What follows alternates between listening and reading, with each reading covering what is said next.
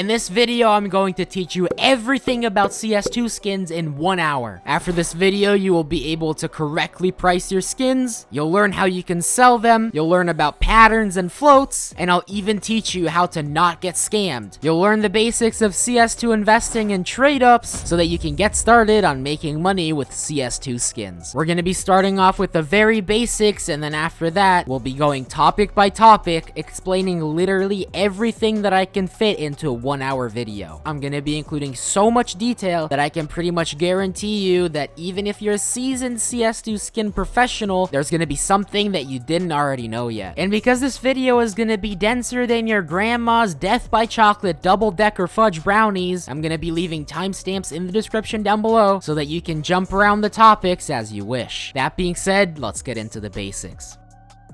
CS2 skins are virtual items that alter your experience by changing the appearance of your weapons, including your knives, your pistols, your rifles, and even your gloves. And while skins make the game more fun to play, they have zero impact on your skill level or the gameplay in general. And no matter how often your friends tell you that skins equal skills, this is simply not the case. There's no amount of skins that you can buy that would make you a better CS2 player. This is also true in reverse. Playing the game won't affect your skins. You might imagine that using your beautiful scratchless skins in a competitive match of Counter-Strike would damage them or make them more scratched or worn, but this is not true. Once a skin is generated, its wear level will never change, but let's take a deeper look at wear levels.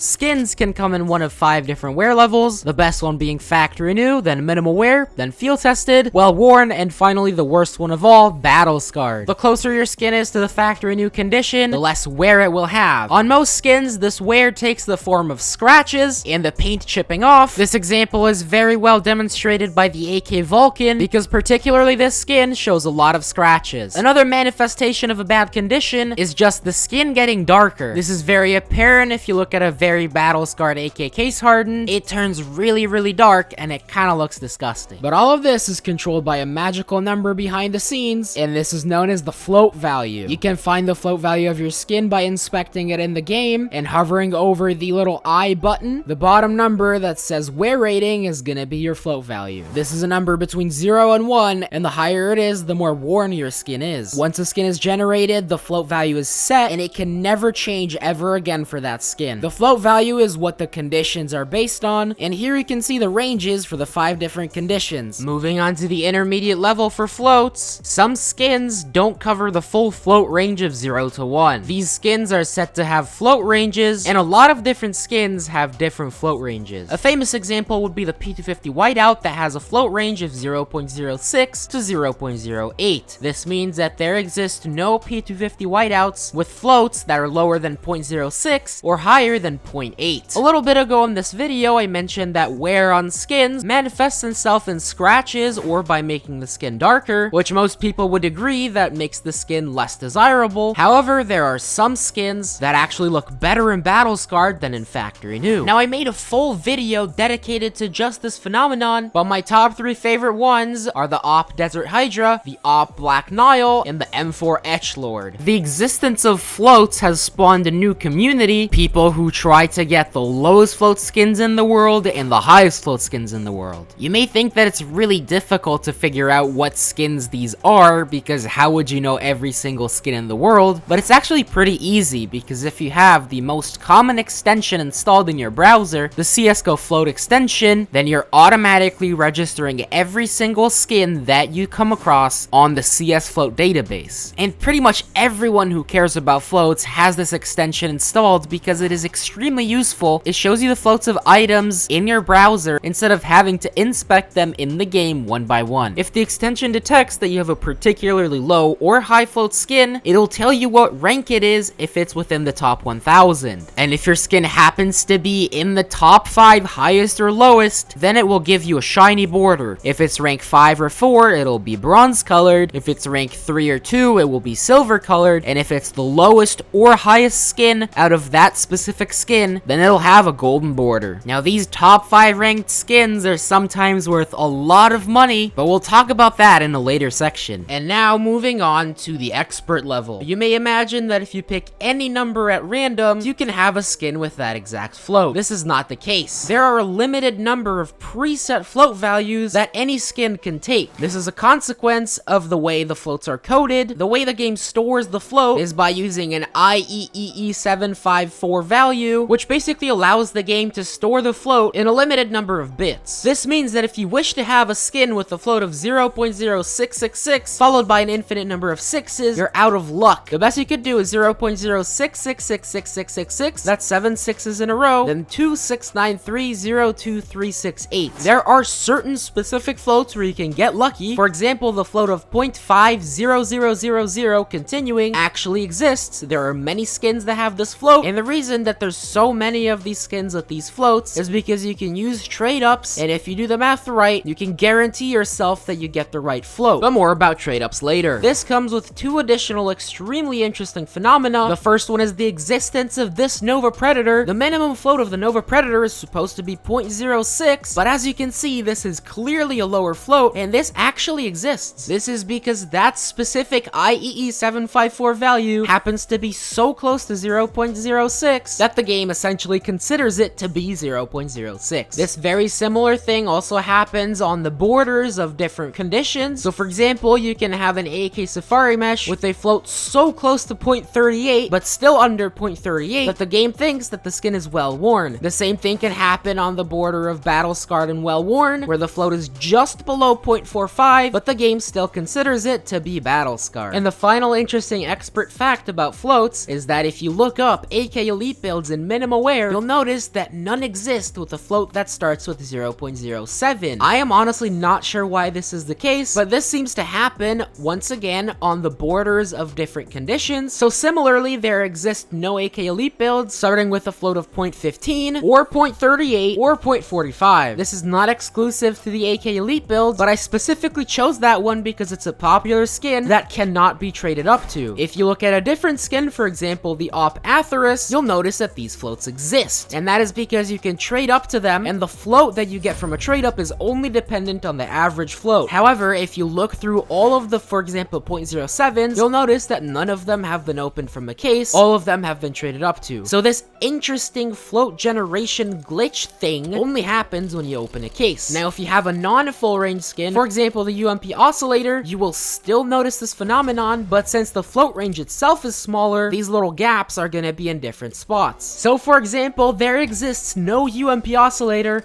with a float of between 0.035 and 0.04. It's actually very interesting. I've used so many of these in AK Slate trade ups, but I never noticed this until I actually googled it after noticing it on the AK Elite build. Finally, for the floats section, I just wanted to point out a couple of extremely cool skins, the first one of which is the #1 lowest float Dragon Lore, which has a float of quad 0.1337426.9. It was crafted by Frankfurter, and this in my opinion is the coolest skin in the entire game. The #1 float Desert Eagle Emerald Yermangander is also a special float. It is quintuple 0.6666666.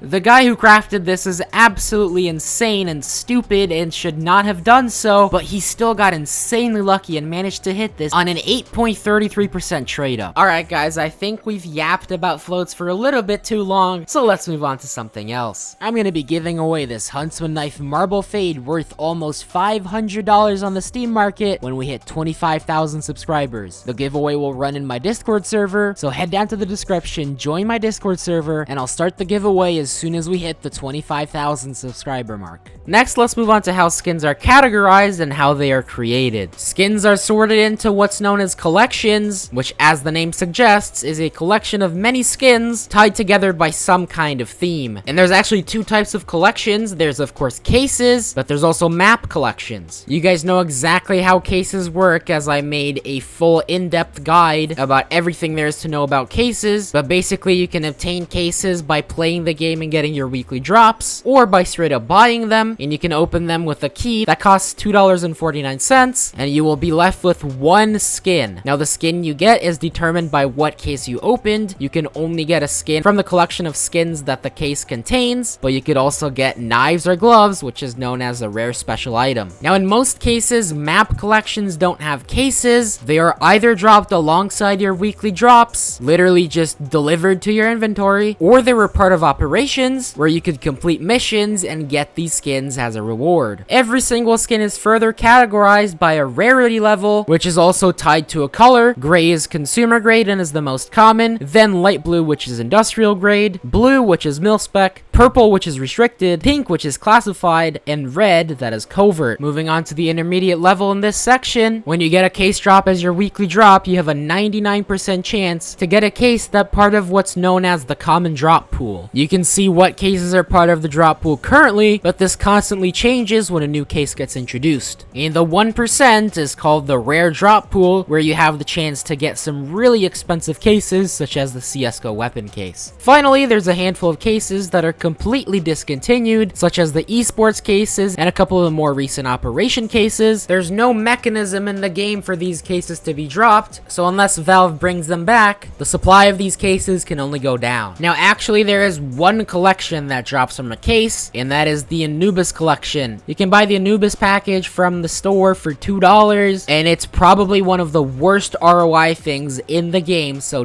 do not open it. There's two more differentiating factors about skins that I haven't mentioned yet. StatTrak skins are only available for skins that come from cases, so the case collection skins, you have a 10% chance of getting a StatTrak skin every time you open a case, and what these do is they include a little counter thing that tracks the number of kills that you get over everything that you play. It doesn't count bots, only real players, and it's kind of cool just knowing how many times you've killed a real player with that particular skin. You can also use the StatTrak swap tool to swap the StatTrak counter number between two similar items, but you can't make a non-StatTrak skin StatTrak in any way. There's also souvenir skins. These only apply to the map collection skins, and in fact, not every single map collection skin has a souvenir package, only the ones that have been played on during majors, and these souvenir skins are obtained by opening their respective souvenir package that's also dropped during the major. From these packages, you'll open a souvenir skin that already has stickers pre-applied, and you know exactly what stickers you're gonna get based on what package you're opening, but more about stickers later. The odds of unboxing specific rarities from cases is actually known, and hopefully this will convince you not to open these cases, because in order to get a rare special item, so a knife or a pair of gloves, you'd statistically have to open nearly 400 cases. This is $1,000 in keys alone, and odds are you're gonna get a $70 piece of garbage if you even get anything. Not only do we know the odds for the rarities, but we also statistically calculated the odds for the different conditions, and here are the probabilities to get each of the 5 conditions on a full range skin with a float of 0 to 1. So let's say you want to open a CSGO weapon case 1 and you want to know the odds of opening a StatTrak factory new AK case hardened. To get a classified, you have a 3.2% chance. Then you have to multiply that by 1/2 because there are 2 classified skins and both of them are equally likely. Then to get a factory new, you have to multiply it by 3%. And finally, to get it in StatTrak, you have to multiply that by 10%. So in total, the profitability is 0.000048 or 0.0048%. That is also known as more rare than 1 in 20,000. You'd have to open 20,833 weapon case 1s just to open a StatTrak factory new AK case hardened, and that's not even talking about the patterns, which I'll talk about later. Although I already mentioned the 6 most common rarities from consumer grade to covert, there's actually a 7th one, and this is so rare that only 1 skin and 1 sticker are part of this rarity, and those are of course the M4 Howl and the Howling Dawn sticker. The way this got created is that the person who submitted the M4 Howl to the workshop, which by the way I will talk about later, used stolen artwork. Valve obviously was not okay with this, so they removed his original skin, replaced it with new artwork, and made it its own rarity tier. They also removed it from the case, so you can't open it from the Huntsman case anymore,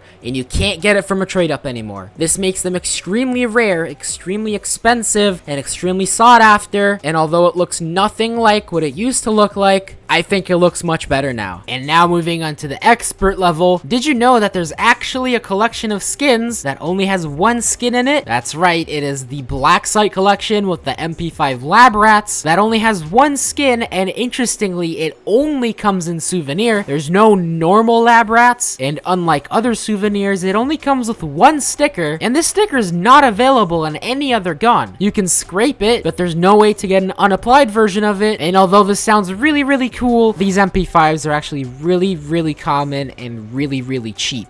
And the reason for that is that when Danger Zone dropped, every Prime account got one of these skins, so there's so many floating out there. And actually, it's not only the Black Site collection that only has one skin in it. The X-Ray collection also only has one skin, the P250 X-Ray. Now, if you know anything about skins, you may be wondering why the M4 and the AK X-Ray aren't in this collection, and the best reason for that is because they're in different collections. The M4 X-Ray is in the Esports 2013 Winter case, and the AK X-Ray is in the Havoc collection. The reason the P250 X-Ray exists is because of a loot box ban in France that forced Valve to develop a new case opening system just for France. The way this works is that when opening your first case, you have to buy the P250 X-Ray first for $2.50, and then it lets you peek into your next case. It tells you what you would get from that case, but if you actually want to claim it, you have to pay another $2.50. After buying the skin, you can peek into another case, but you can only ever peek into one case at a time, so if you decide that you don't want it, then you can't open cases anymore. You are forced to buy that skin if you want to open more cases. And this means that essentially in France, you can open cases just as usual, and the P250 X-Ray only exists to start off the cycle. And just so that people in other countries don't feel left out, the P250 X-Ray package is added to the game where you can get a regular or a stat track version in all the different conditions. Now, you'd be pretty stupid to open this package. The only way to profit is if you get a stat track factory new version, but you know me, we gotta do it.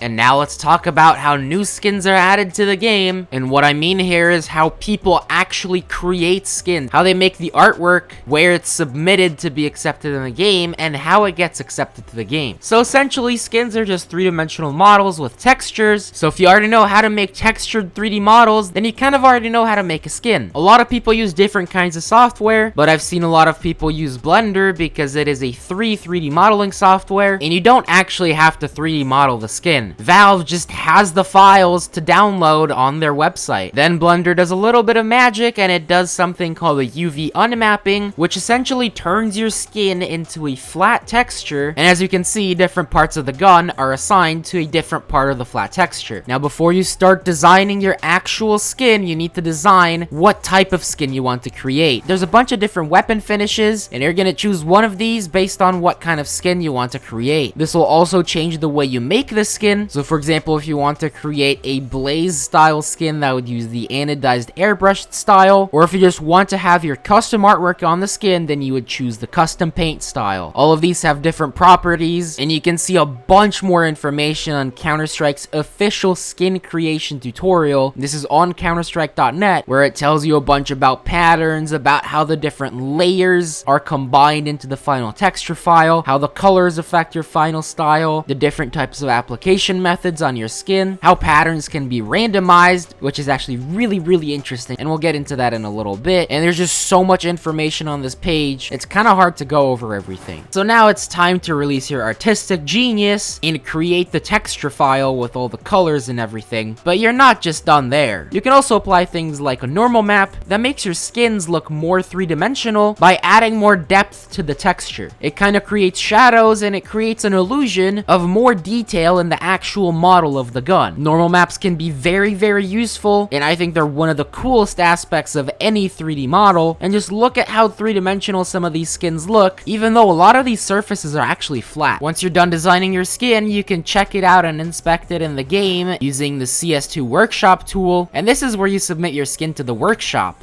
The workshop is a public area where people post the skins that they created, and other people can either like or dislike your skin. The more likes the skin gets, the more likely it is to be accepted by Valve, although likes are definitely not the only factor that decide if your skin gets accepted or not. It's really hard to say how Valve accepts skins, but in general, if you create a skin that would be a mil-spec, so less detailed, less colorful, not less good looking, but just not as flashy, then you have a higher chance of making it in the game, purely because of statistics, because Valve just happens to accept a lot more mil-spec skins than, for example, Covert. There have been some cases where we kinda knew what skins Valve were looking for. For example, the Dreams and Nightmares skins, we kind of had a theme, and we knew that they were looking for about 17 of those skins. We also knew that when Anubis was added to the active map pool, there was eventually gonna have to be a souvenir case, so if you made Anubis-style skins, that would make your odds of getting accepted a little bit higher. But once again, it's really hard to say how Valve decides what skins are added, and that's pretty much all I know about it. If you're making a skin with skulls or other violent things in it, then you also have to make a version that emits these. So you have to, for example, replace skulls with gas masks or stuff like that. This is to comply with Valve's low violence policy, where, for example, in China, you can't have skins with skulls or blood in it. So there are a couple skins like the USB Kill Confirmed that look very different in the Chinese CS2 than in the version that you know and love. There is a huge financial incentive behind making skins. We know exact numbers from the Dreams and Nightmares competition, where if you got a skin accepted, you were given $100,000. But some estimates say that if you just get a skin accepted, you're likely to make around $400,000 from it. That's a ridiculous amount of money for one textured 3D model. Let's talk about skins with different patterns. As you may have noticed from the previous section, there are some skins that have the same name, yet they still look completely different. These skins are said to have different patterns, and even though they look different, they have the same underlying texture file. The reason these skins look different is because the texture file is applied differently to the gun. So for example, it can be shifted, so a different part of the texture file is applied, and it can also be rotated. By shifting and rotating the texture file, the game has created 1,001 different variations that all look slightly different. Every skin comes with a number that is attached to it that is known as the pattern index, and if two skins have the same pattern index, then they're gonna look pretty much the same, apart from maybe the amount of wear could be different because they still could have different float values. The effect on the price of the same skin with different patterns can be drastic. For example, the most legendary skin, the StatTrak Factor New AK-47 Case Hardened with a pattern index of 661, was just registered on the database a few months ago, and there's already multiple offers on it for $1 million. That being said, just a regular StatTrak Factor New AK Case Hardened with a non-special pattern goes for about only $820. That's over a 1000x difference in price. These massive price differences are characteristic of case hardened skins, not only the AK, but even on the AK there's other patterns that are also worth a lot of money, and generally the more blue the skin is, the more it's gonna be worth. These are known as blue gems, and they are a very cool piece of the CS2 skin lore. Moving on to the intermediate level, the pattern index is a number ranging from 0 to 1000, but if you have a skin that is pattern index 1000, it's kind of interesting because you can't open them from a case. The only way to get these is by trading up to them in a trade up, and I actually have an M4 Red DD-Pat with the pattern index 1000. In my opinion, this makes them pretty cool and pretty rare, but they're not really worth anything extra. And it turns out there's a lot of different skins that have different patterns. There's one specifically suspicious one, the 5-7 Kami pattern 909. You know what I mean. There's also a very cute one on the P2000 Granite Marbleized. It's the hamster pattern, pattern index 125. And there's many more like the XM Blue Leaf. One I personally found, the Acid Etched Harambe, the Glock Moonrise Star pattern, and the Tech9, yeah, that one. But let's move on to the expert level for patterns. Did you know that not only is the way the texture applied affected by the pattern index, but also the way the skins where. I'm not sure if this is how it exactly works, but the best way to visualize it is that imagining that underneath the texture file, there's another file that has some plotches on it that indicates where the skin's gonna wear more and where it's gonna wear less. This one is particularly important on karambits because the corners of these knives are known to be extremely scratched up even at lower wears, but in some cases, a very low float karambit can have a horribly scratched corner, and a higher float karambit can have a less scratched corner, and this is going to be true for all karambits with that texture file and that specific pattern index. This is also the case for knuckles on gloves. There are some field tested gloves that look pretty much factory new because of the pattern index, but other field tested gloves with a lower field tested float and a worse pattern index can look a lot more scratched up. Pattern indexes are an extremely deep topic, and I've barely scratched the surface, but I also want to talk about other things, so let's move on.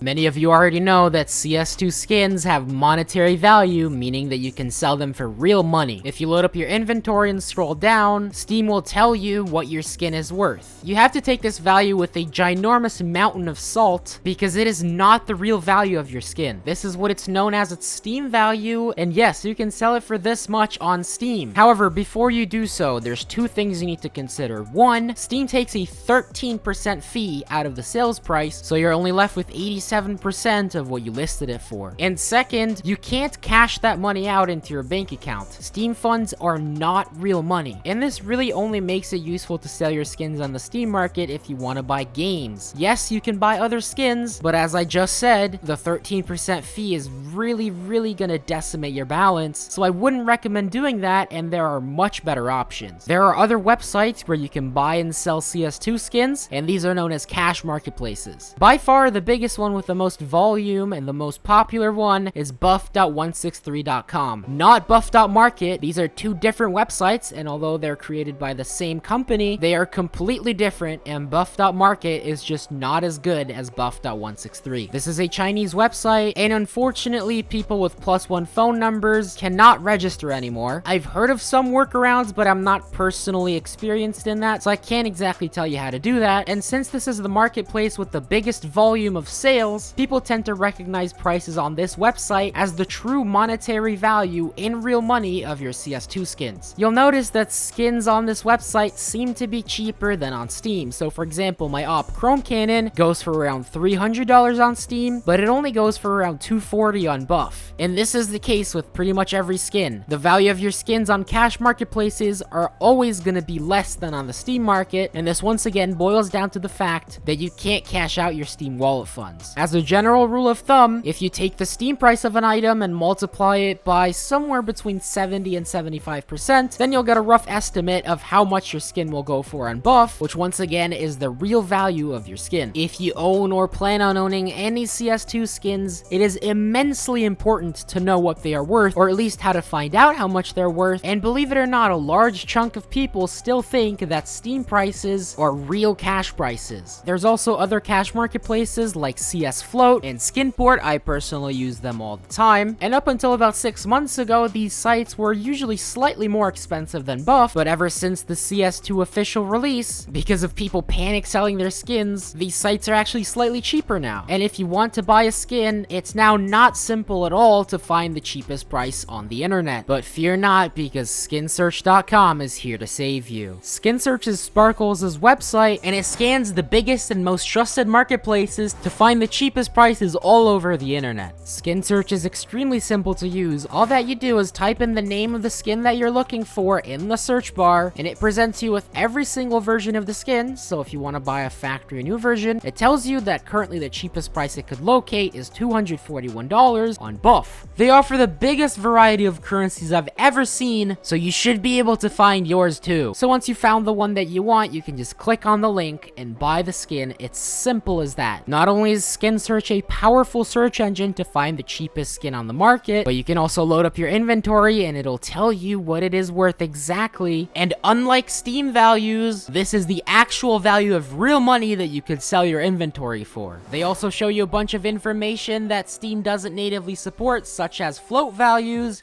and fade percentages. They also have a trade up calculator, so if you're a fan of trade ups, this will help you a lot in creating profitable contracts. It shows you the price and the float of each outcome alongside the profitability of getting them. Yes, this section was sponsored, but I genuinely believe that SkinSearch has a lot to offer, so go check it out at the link in the description.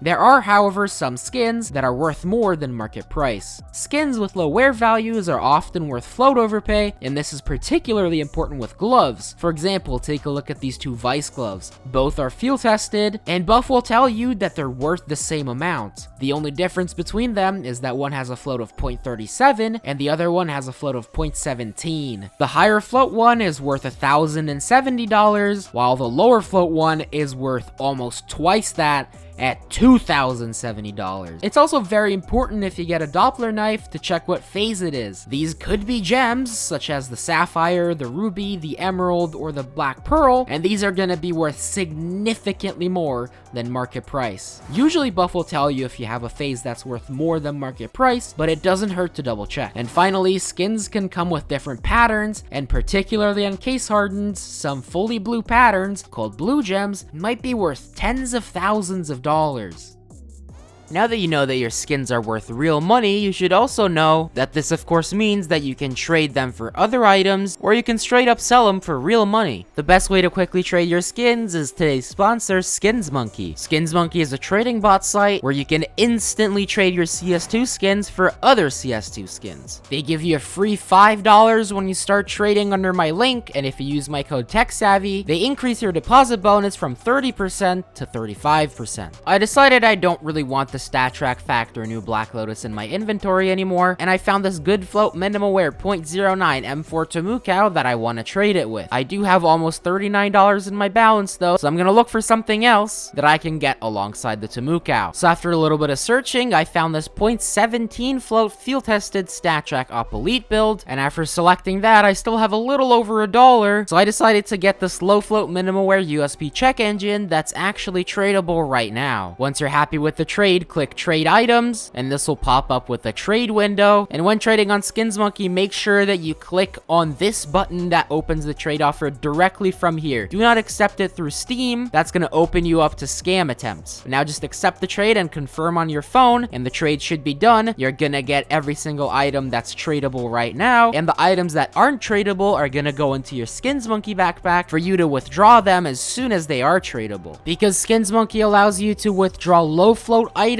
without any overpay, such as the Tomukao and the Op Elite build. According to Buff, I actually made almost $7 on this trade if I sell the items for float overpay. I've actually made a video on how to find profitable trades on SkinsMonkey, and you can find it on my channel after you finish this video. And SkinsMonkey even can be useful if you have no money and no skins, because they're constantly running at least 3 giveaways, and you get a couple of free entries without having to do anything. Currently, they're running giveaways for a total of $500 of skins, so if you don't have anything, just enter every day and you have a chance to win something. Whenever you trade your CS2 skins, they become untradeable for 8 days. This, of course, as the name suggests, means that you cannot trade them until they become untradeable a little over 7 days later. Skins become tradable again at the exact same time every single day, which is midnight Pacific Standard Time, and of course, depending on where you live, that's going to be a different time of the day. For example, if you live on the East Coast, it's going to be 3 a.m. If you live in Central Europe, it's going to be 9 a.m. But I'll let you calculate that based on exactly where you live. If you really want to get rid of your skins quickly, even if they are on trade hold, most of the time you will be able to list them on the Steam market. So if you really want to sell them immediately, that's probably your best bet. But because of the high fees, I wouldn't recommend it. And trades are actually extremely useful because it allows you to swap skins with someone else where no trust has to be involved. Since you can put your skins and the other party's skins into the trade offer at once, no one is ever in possession of all items, and there's no risk of you getting scammed, as long as you understand that what you see is what you get. There are some scams that tell you that they will include a Steam gift card with the trade. Never trust these, that's never gonna work, but I'll go into common scams and how to avoid that in a later section in this video. You have a couple different options for doing trades. You can just reach out to people on Steam directly and offer them a trade. This is the most common, but most of the time, if you're profiting benefiting from that trade, the other person's not going to accept. You can also trade with bot trading sites such as SkinsMonkey. Most of the time they do take a small commission, but if you're smart about it, it is possible to make some money through arbitrage. You can also trade with big traders such as YouTubers or trusted people on Twitter, for example. This relies on you trusting the big trader, and for example, if they have a YouTube channel, they have something to lose. They have a reputation to lose, so depending on who it is, it's sometimes okay to trust them, but you absolutely have to make sure that you're not dealing with an impersonator and you're actually dealing with the person that you think you are. There's also traders known as cash traders, and although they're called cash traders, there's no actual cash involved. What this refers to is that they deal with real money, obviously not physical because skins are all digital, so it's with digital money, but more about them in the next section. Now, one more important thing about trading, as I'm recording the video, Valve just released a new update with regard to trading, where now any items that enter your inventory will not be visible for 10 days. Now, unfortunately, I'm recording this video at a really awkward time, and we're not quite sure what this is gonna mean for trading yet. So unfortunately, I can't include enough detail about it here, but definitely keep your eyes peeled because I will be making a video about it pretty soon, so make sure you subscribe so that you don't miss it. This is a really important update, and I want to make sure that I get my facts right before I put them in a guide on YouTube. What I can say now is that it seems like bot marketplaces aren't affected much, other than effectively the trade lock being extended to 10 days from 8. This is because when you trade an item to a bot, of course the website has access to that bot, so they will be able to confirm that the skin is in the bot's inventory. However, sites using a peer-to-peer system, meaning that the skins go directly from the seller to the buyer, and the site is just there to check that the trades went through and credit everyone appropriately, proceed with caution with these peer-to-peer websites. If they work right now, they work by hijacking your Steam session, which I personally am not agreeing to. They essentially take all of your information and gain access to your account, meaning that if there's a security breach, your skins are as good as gone. So for now, I'm refraining from using peer-to-peer marketplaces until some solution is worked out.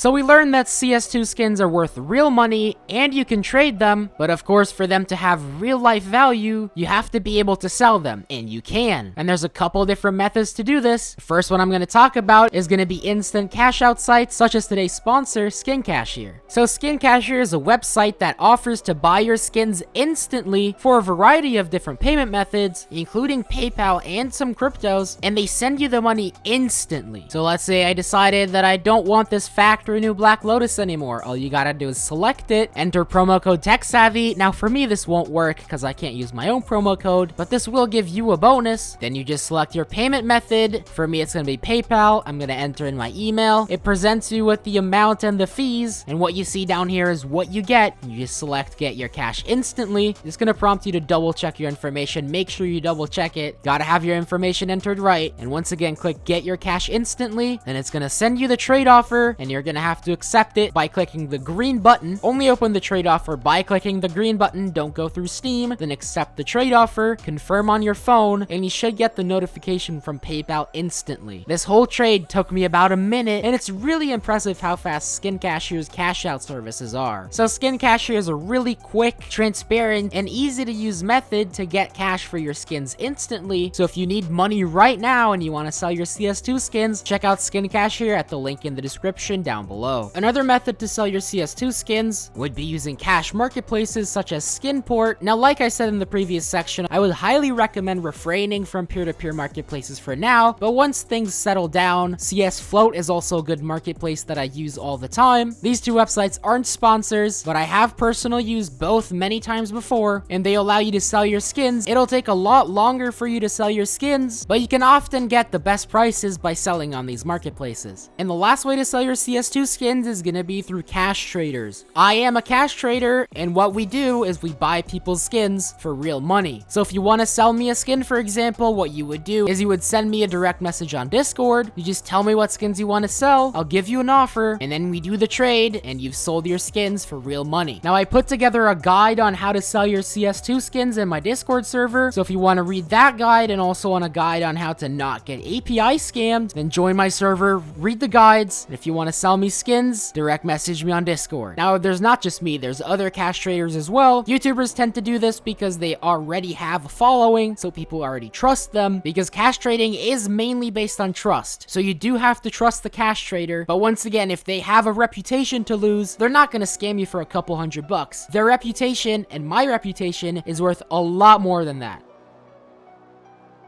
But the thing that can alter the price of your skin the most is stickers. Stickers are pretty much what you'd expect them to be. They are a piece of artwork that you can stick on your gun, and it'll show up in game, and it can have a pretty significant effect on how your skin looks. In the most recent CS2 update, stickers got a massive overhaul, and now you can apply 5 stickers on every single gun. You can position it pretty much anywhere you'd like, and you can also rotate it as many degrees as you wish. But before you rush into applying all of your stickers, you should know that the only way to remove stickers is to scrape them, and you don't get the sticker back, so you essentially delete it off the skin. You also need to consider that when applying stickers, math doesn't really math. So if you have a $5 skin and you apply a $5 sticker, the value of that skin with the sticker on it is not gonna be $10. It's gonna be significantly less, and this is because when you apply a sticker, it loses most of its value. So if you're thinking of creating a sticker craft that could be pretty common, it might be worth searching for it on a couple of marketplaces, because you might be able to just buy it much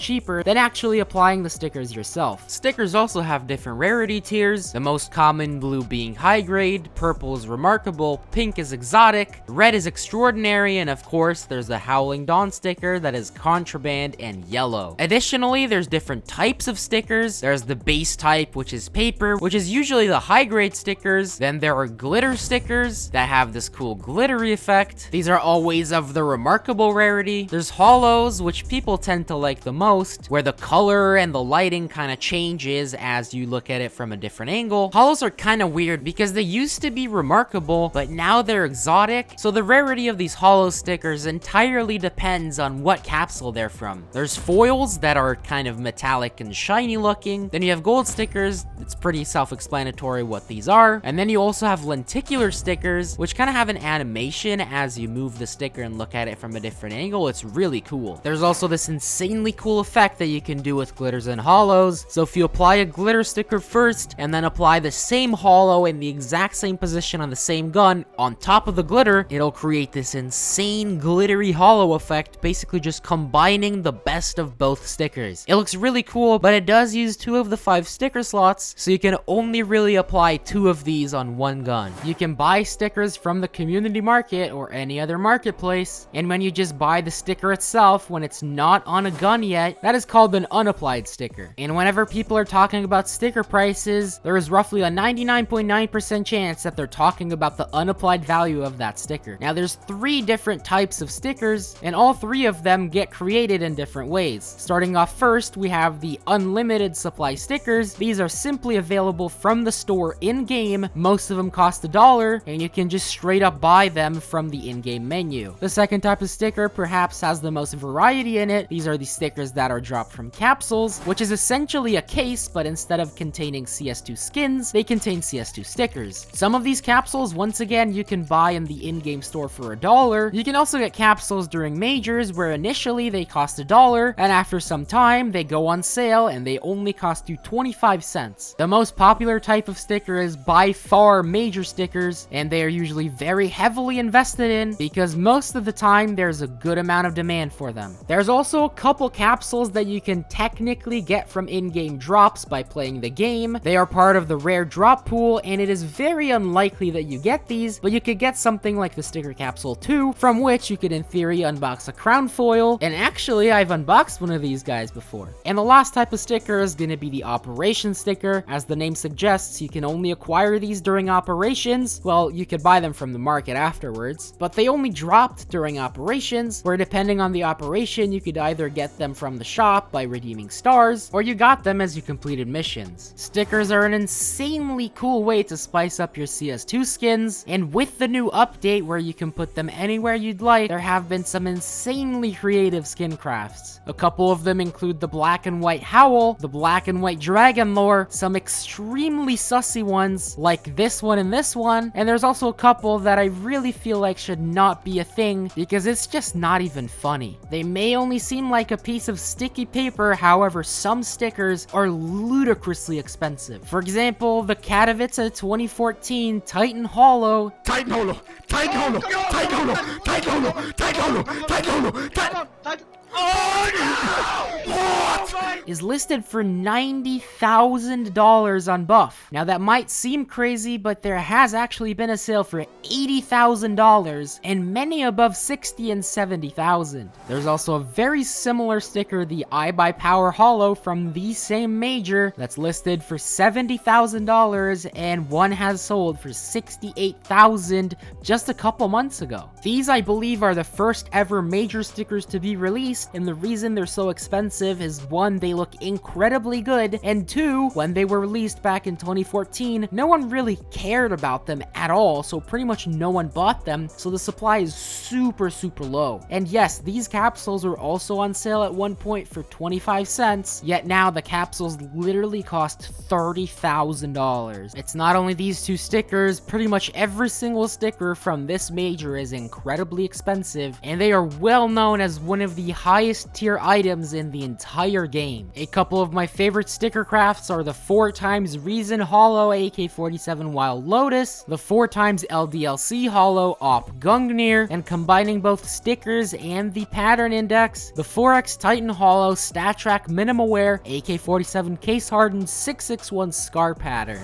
These are among the most expensive skins in the entire game, and stickers are the only thing that make this possible. Now, before the most recent sticker update, it was much easier to price sticker crafts. What you would do is you would consider the price of the skin, and you would add to that a certain percentage of the total unapplied sticker value, and that percentage is known as the sticker percentage. So in the example of the 4x LDLC Op Gungnir, the base price of the Gungnir is $11,600, and let's say the skin is worth 10% sticker price. What this means is that on top of the $11,600, you have to add 10% of the total unapplied sticker cost. One LDLC Hollow was around $30,000, so the price of 4 would be $120,000, times 10% is $12,000, and then the price of the skin would be $11,600 plus $12,000, which is $23,600. Now, I have no idea if this is the actual cost of this skin. I just use these numbers to demonstrate the concept of sticker percentage. With the new update, pricing sticker crafts has gotten a million times more complicated, and that's because you're no longer constricted to the 4 different slots on most skins, where previously, depending on which of the 4 slots the sticker was on, the sticker would be worth more overpay. So for example, on the AK, if you had an expensive sticker on the wood position, that would be worth a lot more than if you had the same skin with the same sticker, but in the front position on the metal. Since there's essentially an infinite number of positions now, you can't really come up with what is a best position, and the best way to price sticker crafts right now is to just list them and see what they would sell for. You can't really make an equation to calculate the value of these sticker crafts because there's so many possible combinations, you just can't possibly include every single factor to make it accurate enough. There are still gonna be things that can help you determine the value. So for example, if you have a new skin with a bunch of old expensive stickers applied, that's always gonna be worth more than a really old skin with the same stickers applied. And this is because if those stickers are applied to a new skin, the only way that skin could have been created is by applying stickers that are already really expensive. On the other hand, if you have a bunch of expensive stickers on a blue laminate, for example, those stickers could have been applied when they were $3, and for this reason, there are a lot of them, and they're significantly less desirable. Additionally, your sticker craft is gonna be worth a lot more if it actually looks good. If you have a skin that looks horrible with an expensive sticker on it, sure, it's gonna be worth quite a bit, but it's not gonna be worth as much as a sticker craft that actually looks amazing. Trade-ups in CS2 are, in my opinion, the single coolest feature because they allow you to take trash skins and turn them into good skins. To do a trade-up, you need 10 skins of the same rarity. You plop them into the trade-up area, click the checkbox, hit proceed, and you're presented with one skin that is 1 rarity tier higher than the skins that you put in. There's a couple rules about what skins you can include in trade-ups. Every single skin has to be the same rarity and the same type.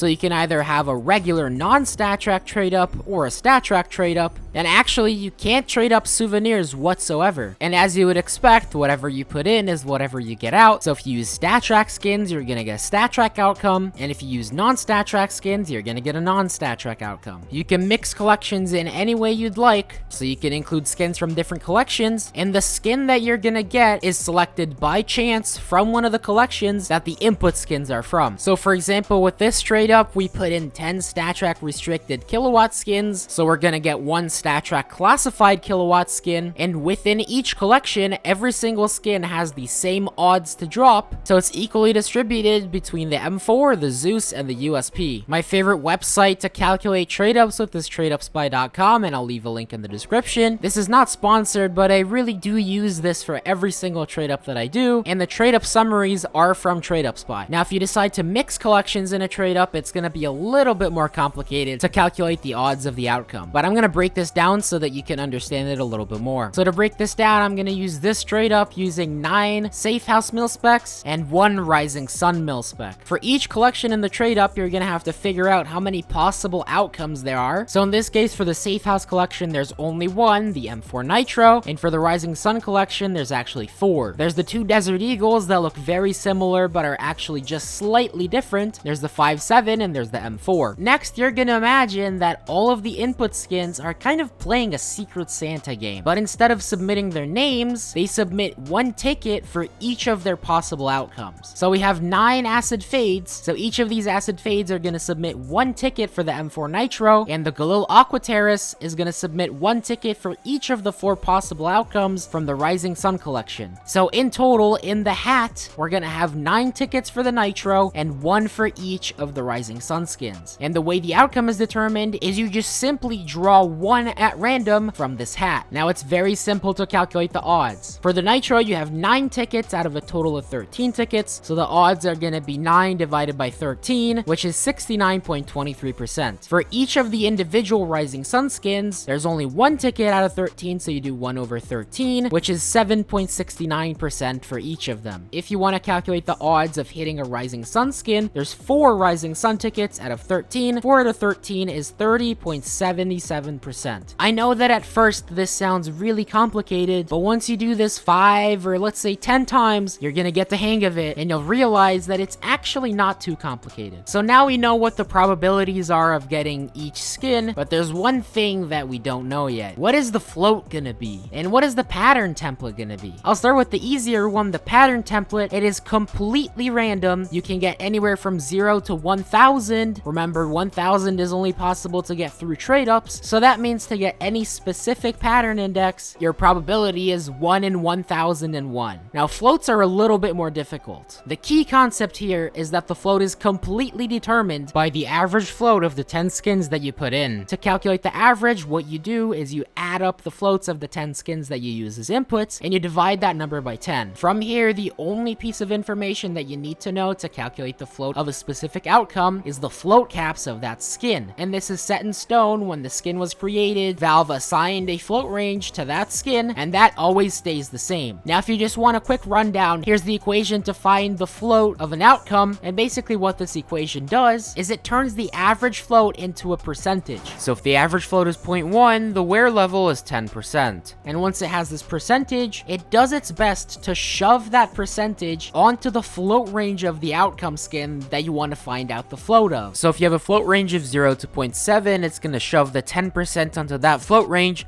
resulting in a float of 0.07. And it also does this if you have lower and upper float caps. So if you have a skin with a float cap of 0.06 to 0.8, which by the way is more common than you'd think, then shoving the 10% on that would end up in a float of 0.134. Once again, this seems kind of complicated, but as with probabilities, if you do this 5 or 10 times, you will be a pro at calculating outcome floats. And once you do this like 1,000 times, you will actually be able to control the float down to 8 decimal points, sometimes even more. Now, I won't go into how to do that in this video because it takes a really long time to explain, but I have already made a 2-part tutorial on my channel that explains how to craft specific float skins like this one. It does involve quite a bit of work, but the skins that you can create like this are absolutely legendary. There's also something known as the profitability of a trade up. This is a percentage, and it indicates how much money you're expected to get back after doing a trade up. So of course, using 10 skins in a trade up will have a cost, the cost of the 10 skins, because the skins get deleted, but you're also gonna get back some money from the outcome that you get. And guess what? In some cases, it works out that the outcome is worth more than the 10 inputs combined. Now, we do have to account for the possibility of getting multiple skins. To calculate the profitability, first you have to calculate how much profit you would make on each individual outcome, considering the sales fee of the marketplace that you decide to sell the item on. In this case, after the 13% Steam fee, you get $112.19 back, and after subtracting the cost of the items, you're left with $48.98 of profit if you get the M4 Black Lotus. Once you've calculated that for every single outcome, what you do is you take the profit and you multiply it by the probability of getting that profit. You want to do this for each skin, and you're going to want to add up those products over all the possible outcomes. If this number is positive, then you are statistically expected to make money by doing this trade up. If it's negative, then you're expected to lose money. Most trade ups, if you just construct them randomly, they're not going to be profitable. But you can make them profitable by sniping for low float skins, and because of float caps, in some cases, it's possible to just use minimal wear skins and get factory new outcomes. Another common strategy to make trade ups profitable is to use minimal wear skins from the collection that you want and factory new cheap fillers and get such low floats that the average is still below 0.07, which is the upper threshold for factory new skins.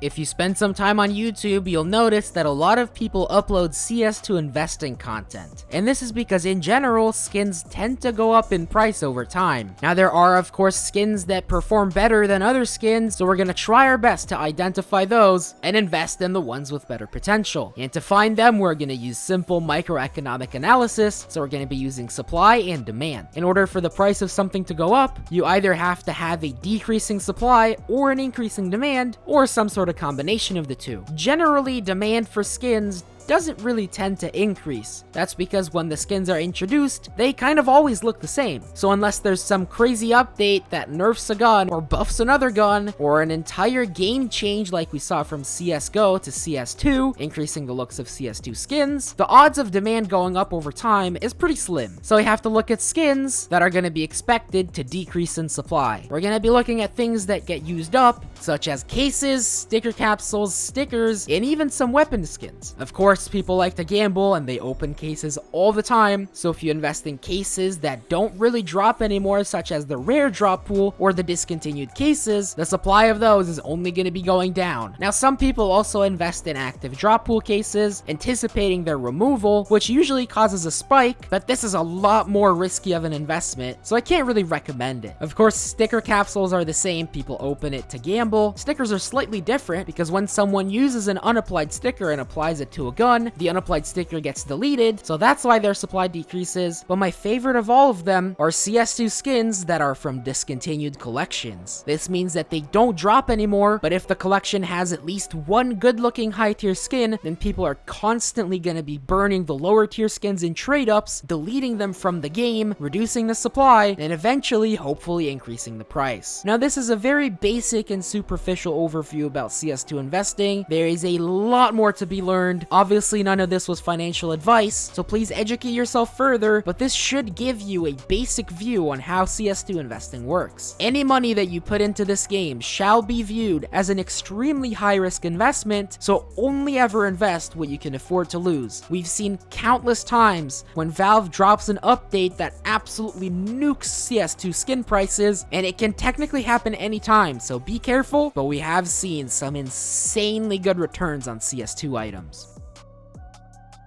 Now, unfortunately, because CS2 skins are worth real money, on top of the many legit traders, there's an even larger number of scammers, so you have to be really careful. If you own any number of semi-expensive or expensive skins, and look at the comment section under your profile, it's gonna be filled with scammers asking you to add them. Now, under normal circumstances, you should completely ignore them. The only possible instance where legit people will hit you up in your comment section is gonna be if you have something really really exceptionally rare, and they can't get it any other way other than from you. There's two possible scenarios where this could happen. One, you know a lot about skins, and you purposefully acquired those rare skins. In that case, you already know how to not get scammed. But the other scenario is if you get extremely lucky and you unbox something rare. In that case, I would immediately private your inventory and reach out to some big trader. You can reach out to me. I'll try to help you sell your skin for the correct price. You can also reach out to other YouTubers and traders, but once again, you have to make sure that you're not dealing with impersonators. Ever since the new 10-day hidden item update though, this shouldn't be a huge issue. You have 3 days to sell your item before any scammer would even have the opportunity to see it. That being said, you still should be very careful. These scams are really easy to not fall for. However, there's one scam that's so much more dangerous. You can get scammed and you wouldn't even know it for a while, and this is known as the API scam. Let's say you approach me trying to sell a skin. You do everything right. You send me the trade offer, but after sending it, you'll notice that it was accepted, but I didn't get the skins. A scammer redirected your trade offer to their account. Now, the reason this is so dangerous is that you don't have to do anything wrong when you're trying to sell the skin, and they still can get you. And the way they get you is if you've logged into a phishing site before, they stole all the information they need, which by the way is not just the Steam API. The name is a little bit misleading, and once they have all your information, whenever you attempt to send a trade offer, they detect that you sent it, and you actually sent it to the correct account, and before you can confirm the correct trade on your phone, they cancel that one, send a new trade offer on your behalf for the same items into their account, and the bot quickly swaps the profile picture so that it's the same as the account you want to send it to, and when you go to your phone, the confirmation is actually for the second scam trade offer. Now, the way you would prevent it is by being extremely careful about logging into websites. When you want to log into a website using Steam,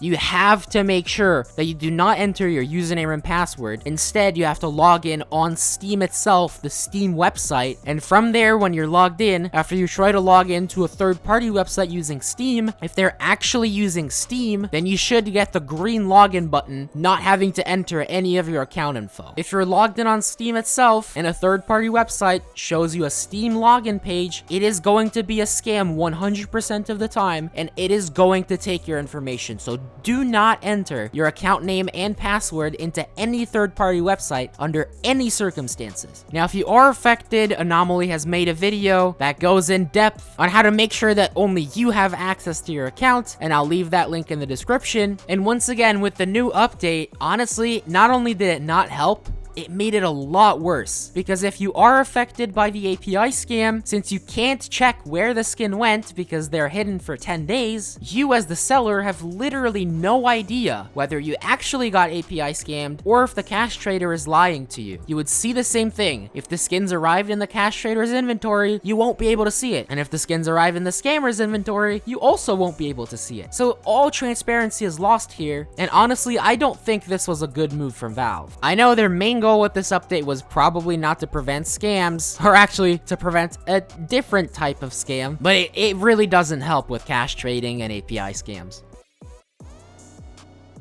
And finally, I wanted to touch on how to educate yourself further. Yes, this video was extremely detailed and it was over an hour long, but there's simply no way that I can convey enough information in one video for you to be proficiently knowledgeable about CS2 skins. I would highly recommend you to educate yourself further, and the way you could do that is through watching a bunch of YouTube videos. I personally post a lot of informational / educational content on my channel, so if you want to dive deeper into a topic, then just go search it on my channel, and if you can't find anything, please let me know in the form of a comment, and I'll do my best to make a detailed video about it in the near future. Now, obviously, I'm not the only person who posts educational CS2 content. There's a bunch of other YouTubers, so just go search around on YouTube, and you should be on your way to making yourself more knowledgeable about CS2 skins. So you've made it through this monster 1 hour long video, and if you're watching this, I truly appreciate you. And to show your dedication, head down to the comments section and leave a comment, including the word monster in quotation marks, but make sure to build it into a sentence so that other people don't catch on. This way I will know that you are one of the most loyal viewers of this channel, and I will respond to you. That's pretty much gonna be it for this video. It is not a comprehensive guide on CS2 skins. There's so much more to learn, but yeah, I truly appreciate you watching up until this point. Thanks for watching, and I'll see you in the next one.